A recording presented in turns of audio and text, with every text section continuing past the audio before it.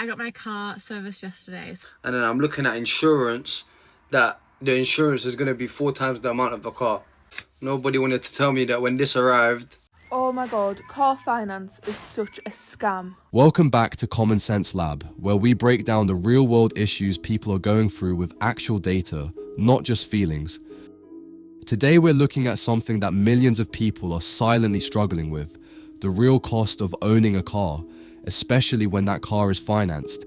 We've got 3 people, 1 in the US and 2 in the UK, talking about their actual bills, 1 for servicing, 1 for insurance, and 1 for financing. Together, they paint a picture of a system that isn't just expensive, it's predatory. Let's get into it. First, we've got someone from the US who thought they were going in for a standard car service. Let's hear how that turned out.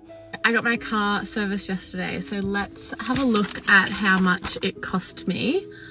So I went to my car. I've been going to them for years, but this is the first time I've got my car serviced in Rocky through them. And firstly, I always find that they're really good. I know nothing about cars, but I just trust my car with them. And if they tell me that I need something done, then I pretty much just go with what they advise. So the essential service was $289. Then they've charged Viking City Tech, which was $230. Honestly, I don't know what that is. Oh, tires in our tire care plan. Okay, so 2 tires, I think. 2 tires for $230. Tire service kit, $0. Wheel alignment, $89. Sentry battery, $249. Oh yeah, so my car battery went flat 3 times in the week leading up to this service, so I knew that I would definitely need a new battery, so that's not surprising.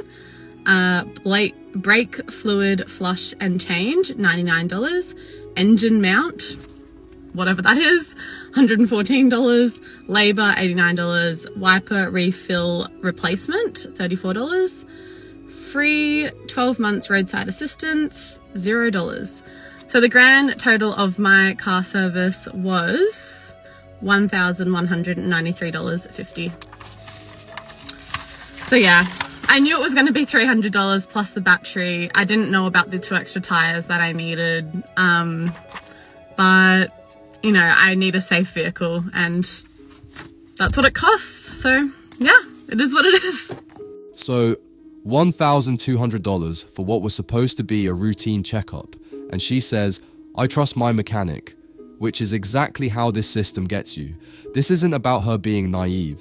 This is the trust trap. When people know nothing about cars, they're told to just trust the expert. But here's the financial reality.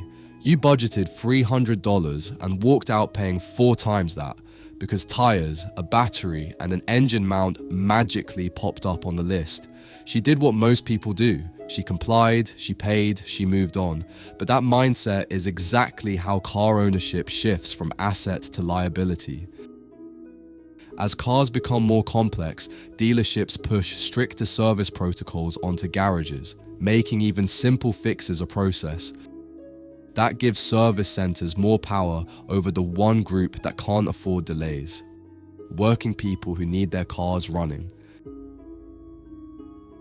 Now let's go to the UK. This one's short, but it hits hard. It's about insurance, and if you've tried to insure a car in Britain lately, you already know what's coming. Nobody wanted to tell me that when this arrived, and I'm looking at cars, and then I'm looking at insurance, that the insurance is going to be 4 times the amount of the car. Nobody wanted to be letting me know.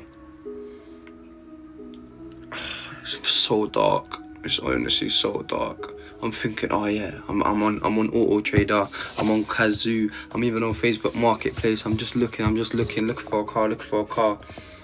Then I see a nice one. I say, okay, let me get this one. I type the reg into Vehicle Smart or Go Compare or Money Supermarket or any of the Go Skippy, any of these flipping insurance sites, yeah. And it's telling me, yeah, 5k. I even typed in a Fiesta, 08 plate, 4.6k for insurance. That's 5 times the price the car was, bro. But what's? Oh my god. £5,000 for insurance on a car that probably cost under £1,000. That's not just a scam, that's economic violence. Average young driver premium, £2,175 per year. High-risk drivers, £4,000 to £6,000 plus. The percentage of 17 to 20-year-olds who can't find insurance under £1,000, 62%. This is the mobility trap. You need a car to get to work, but you need a full-time job to ensure the car that gets you to your full-time job. So you're stuck, can't work without driving, can't drive without going broke. This cannot be bad luck. It's deliberate pricing strategies that take advantage of the working class, especially the young. This last one, it should be a financial case study because it exposes exactly how people get buried in debt for a car they'll never fully own. Oh my god, car finance is such a scam. Ignore the noise outside, but I've just received this letter in the post, yeah, of my car finance that I'm with. Yes, I do have a car on finance, but the point of this video is the car of itself, it was £11,621, right? On here, there's a 16.90% APR rate on the loan that I took out on the car, right? Its duration is 49 months. So I had another car that I actually part exchanged, so that car was worth £250, yeah, but the maximum deposit I could put on was £5,250, so I actually ended up getting £2,000 back into my bank account, which was good. But tell me why the balance of the car and the loan is £22,852.89. This is for a 2020 Corsa Elite sat-nav car, well, I think it's called that, I don't know. But tell me why the loan literally doubled when the car itself is only worth £11,621. That is mental. Like, if I had the money, I could have bought two cars outright. So tell me why me taking out a loan is costing the same amount as a car. What the fuck? And I've only been paying it a year, right? So after the deposit was put on for 5,000, it went down to 17,602.89.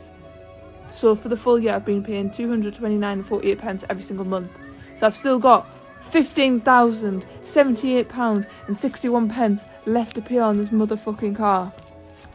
Oh my god! And the car itself isn't even worth that much. Like, driving in the UK is a scam. Never mind the car itself, but driving is a scam. Because you've got to pay fucking insurance on top. Yeah, I could have kept my other car because I did buy that one outright, but that one was also £11,000. Oh my god. And the fact is, I got that first car first because in my area it's so hard getting automatic cars. Like, they're never in stock. Oh, when they are, they go so fast. And that was the one that was like around my budget. That's why I got that one. But if I had waited a little bit longer, I could have got this one outright and I wouldn't have to pay for another fripping car on top because the interest of the loan. That's mental. This is where the car finance game becomes daylight robbery without a gun. She's 12 months in and barely dented the loan. She's paying mostly interest, barely touching the principal. Average APR, UK 2024, 6.9% to 13.9%, competitive range, 5% to 9% high-risk borrowers, 16% to 24%. And the crazy part? That car will be depreciating fast.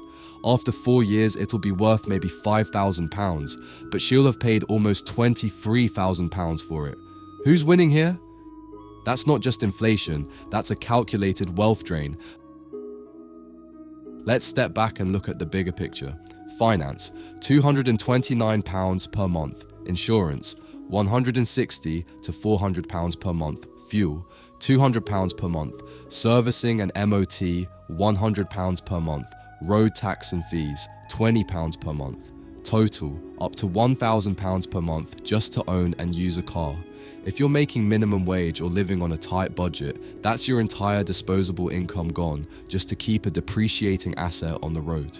Now compare that with investing the same £500 a month. These three people weren't exaggerating.